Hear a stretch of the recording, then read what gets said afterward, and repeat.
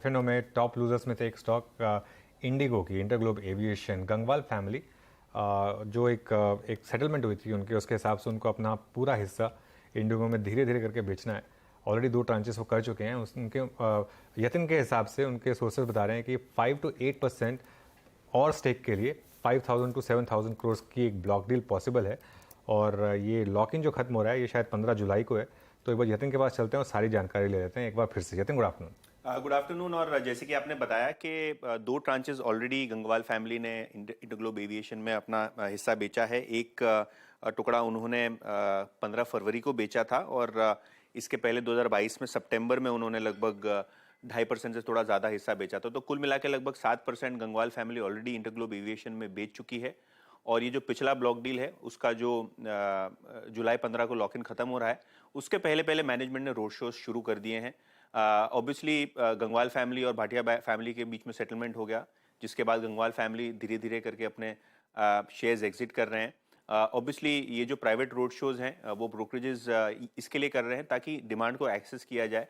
पिछले 2 बार जो उन्होंने छोटे छोटे ट्रांचेस बेचे थे, इस टाइम शायद एक बड़ा ट्रांच बाजार में आता हुआ दिखाई पड़े। हमारी जो सूत्र हमको बता रहे हैं, और 5 से 7 हज़ार करोड़ तक के सौदे यहाँ आपको देखने को मिल सकते हैं। ऑब्वियसली साइज और स्केल जो है ब्लॉक डील का डिमांड सप्लाई सिचुएशन पे होगा, लेकिन हाँ, इस टाइम शायद सब्सटैंशियल स्टेक आपको बिकता हुआ नजर पड़े, क्योंकि अभी भी गंगवाल फैमिली के पास लगभग 30% हिस्सेदारी इंटरग्लोब एविएशन के अंदर पड़ी हुई है।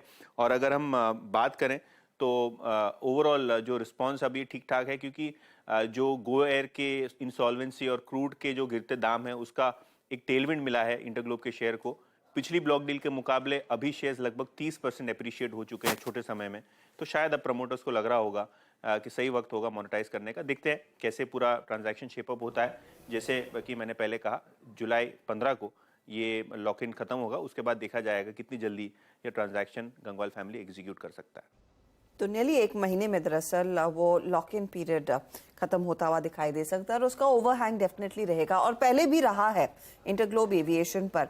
2395 के आसपास से स्टॉक ट्रेड करता हुआ। यतिन को कुछ ही देर में हम दूसरी खबरों के लिए भी जोड़ेंगे।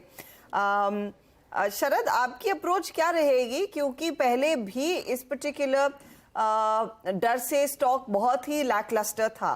अब 1 महीने के अंदर वो लॉक इन पीरियड खुलने वाला है और फिर ये तलवार लटकती हुई दिखाई देगी। क्या किया जाए इसमें? देखिए, इस टाइप के इवेंट्स तो आते रहते हैं, बट मुझे लगता है आज से 2-3 महीने पहले जिन वैल्यूएशन पे स्टॉक अवेलेबल था वो काफी अट्रैक्टिव प्रोपोजिशन था, तो वहां तो रिस्क लेना बनता था। बट अभी लगभग FY24 में जो अर्निंग एक्सपेक्टेड है 9500 रुपए की, उस पर 25 टाइम ऑलरेडी चल रहा है। अनलेस एंड अनटिल आप FY25 एंड बियॉन्ड सोचना चाहते हैं, मुझे लगता है तब 3000 के आसपास के लक्ष्य पॉसिबल हैं।